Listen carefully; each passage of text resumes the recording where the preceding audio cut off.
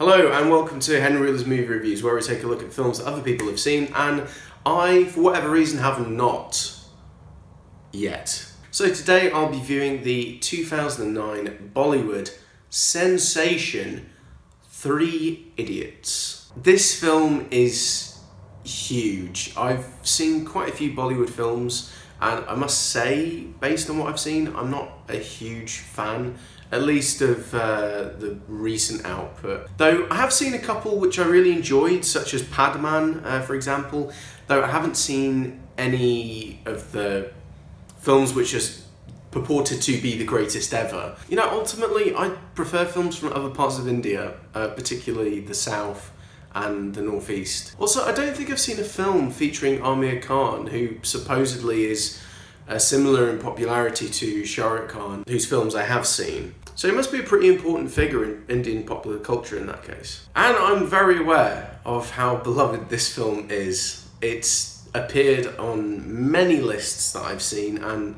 is widely regarded to be one of the greatest Indian films, and is apparently the 83rd highest rated film on IMDb, though I tend to be rather skeptical about all things regarding IMDb because it also has a Metacritic score of 67, so let's see which bracket to which my opinion is more closely aligned. It's the latter of the two.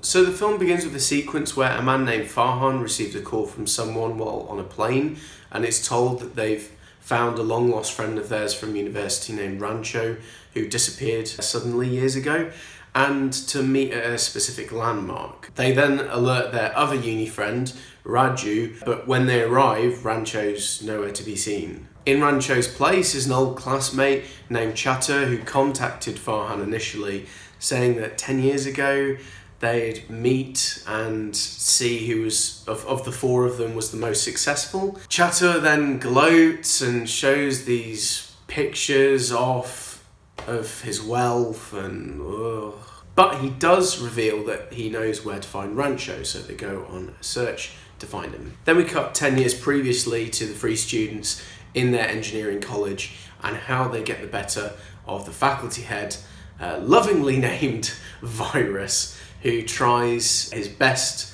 to flunk them, essentially. Don't waste your time, it's not important. I do rather like the story. Some of the humour is actually funny and doesn't feel forced or cringy, though the head of the department can feel a bit too much of a comedy caricature at times, especially with his lisp.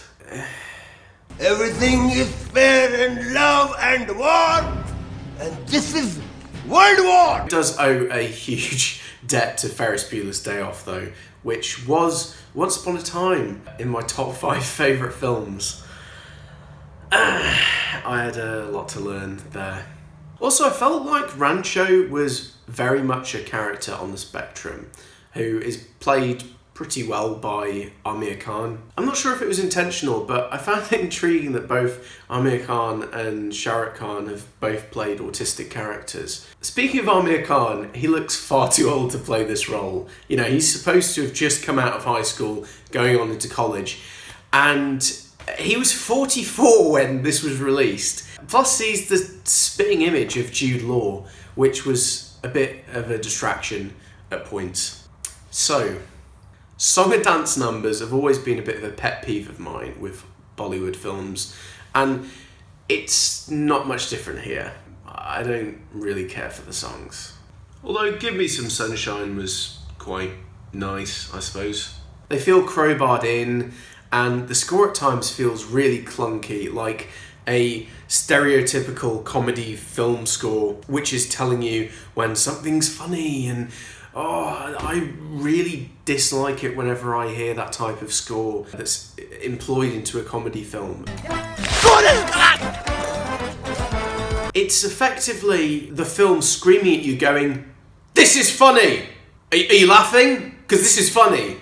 Also, the romance felt a little forced, and the way Rancho spoke to the faculty head's daughter, his love interest in the film, to convince her to leave her fiancé was a little bit nice guy-ish, even if the jokes about rampant materialism were quite humorous. But it's just too long. This is another issue I have with a lot of modern Bollywood films, and I understand that the idea is you're going to the cinema, you want to be entertained, you want to laugh, you want to cry, you want to swoon at the romantic bits.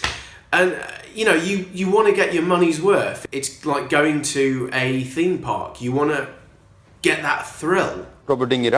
However, you can have too much of a good thing. It's a very bloated film.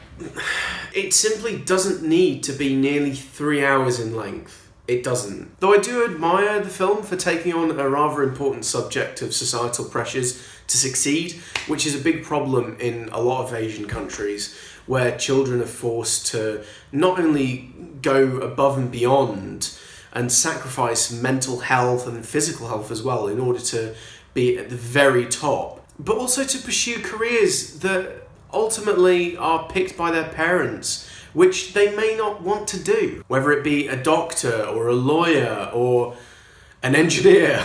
The message of the film to ultimately take whatever path is best was something that I think a lot of parents could do to hear. As long as you're happy in doing something you enjoy, that should be all that essentially matters. I'm going to give this 7 out of 10. There is much to enjoy here, and I do broadly like the jokes and the chemistry between the three leads, but it is a bit lethargic and it just takes too long to get to the big reveal, which I won't spoil since we don't do that here. Though Amir Khan is quite charming, and I did like how it tied everything up, even if it felt slightly preposterous. I probably should check out the likes of Lagan and like Stars on Earth now, since I did enjoy myself for the most part, and I should probably watch more of his celebrated films as a result. Well,